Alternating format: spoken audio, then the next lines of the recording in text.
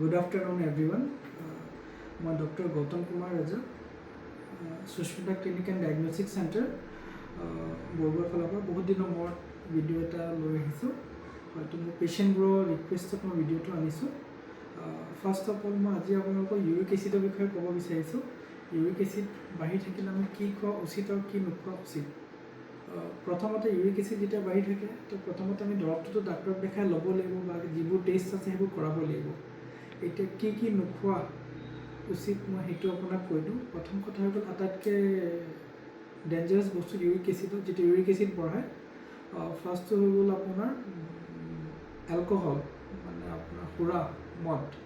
তো প্ৰথম যদি কোনোবা মানুহে মদ্যপান কৰিছে, ইউৰিক এচিড বাঢ়ি থকা মানুহ, তো তেখেতে এলকহল বা মদ্যপানটো এৰিবই লাগিব।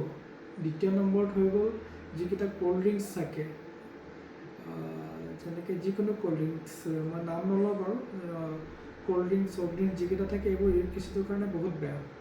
সেইবোৰ যিটো মাৰ্কেটত যেনেকৈ থাকে, আমি ঠাণ্ডা যিটো খাওঁ সেইটো খাব নালাগে। আৰু যিকোনো পেকেট ফুড, প্ৰচেছ ফুড, যিটো পেকেজিং যিটো ফুড আহে বা যিটো প্ৰিজাৰ্ভেটিভ ফুড, যিটো ধৰি লওক পেকেটত আনিলোঁ, কিবা এটা চব্জি আছে, কিবা এটা পনীৰ আছে পেকেটত থকা, সেইবোৰ বস্তুবোৰ নাখাব। এণ্ড থাৰ্ড অফ অল আপোনাৰ কিছুমান যিটো আমি খানা যেনেকৈ চব্জি হিচাপে খাওঁ, চয়াবিন, মাটিমাহৰ দালি, এইবোৰ বন্ধ কৰি দিব লাগে। তাৰ লগতে আপোনাৰ মিছা মাছটো আৰু চালানী মাছ যিকেইটা থাকে, য'ত ফেটটো বেছি থাকে, স্পেচিয়েলি মিছা মাছটো, সেইটো আমি, আৰু যিটো চালানী মাছ থাকে সেইটো ট'টেলি বন্ধ কৰিব লাগিব। ৰেড মিটটো বন্ধ কৰিব লাগিব। ৰেড মিট মানে লোকেল কুকুৰাক বাদ দি কিনে বাকীবোৰ চবকে মই ৰেড মিটেই কৈছোঁ। তো লোকেল কুকুৰা, লোকেল মাছটো কম পৰিমাণে খাব পাৰে।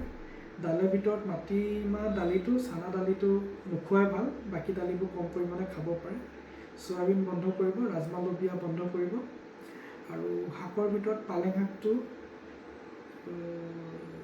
খালে অলপ ইউৰিক এচিডটো ৰেইজ হয়। আৰু ইয়াৰ বাহিৰে ইউৰিক এচিডত মই ক'ব বিচাৰোঁ, ধৰি লওক ডালডাকি ৰিফাইনৰ বস্তু, যেনেকৈ ডালডাকি ৰিফাইনৰ বস্তু বুলি ক'লে আমি পৰঠা, চিঙাৰা, কচুৰি, পকৰি, পক, পেটিছ, তাৰপিছত যিবোৰ মিক্সাৰ ভুজি আহে সেইবোৰ বাদ দিব লাগিব। আৰু বাহিৰৰ বস্তু ফাষ্টফুড বন্ধ কৰি দিয়াটো ভাল। আৰু ইউৰিক এচিডটোত আটাইতকৈ বেছি বেনিফিচিয়েল মই ভাবোঁ আপোনাৰ ফ্ৰুটছৰ ভিতৰত আপুনি নাৰিকল পানীটো খোৱাটো ভাল। টেঙা বস্তু, টেঙা ফ্ৰুটছটো খোৱাটো ভাল। চাইডেৰে কমলা হৈ গ'ল, নেমু হৈ গ'ল, মৌচুমী হৈ গ'ল, সেইবোৰ ভাল হয়। আৰু লগত পানীটো খাব লাগে। আৰু তাৰ লগতে আপোনাৰ ডক্তৰৰ পৰামৰ্শটো মাজে মাজে লৈ থাকিব লাগে। আৰু বহুতে কয় যে ইউৰিক এচিডটো আমাৰ কমা নাই, আমি ট্ৰিটমেণ্টটো লৈ আছোঁ, ডাক্তৰৰ ওচৰত গৈ আছোঁ। সেইটো কথা নহয়। কেতিয়াবা সময় লয় ইউৰিক এচিডটো কমিবলৈ। আপুনি ডায়েটটো মানি থাকক, আৰু আপোনাৰ যিটো ডাক্তৰ আছে তেখেতৰ লগত মাজে মাজে গৈ কনচালটেশ্যনটো লৈ থাকক।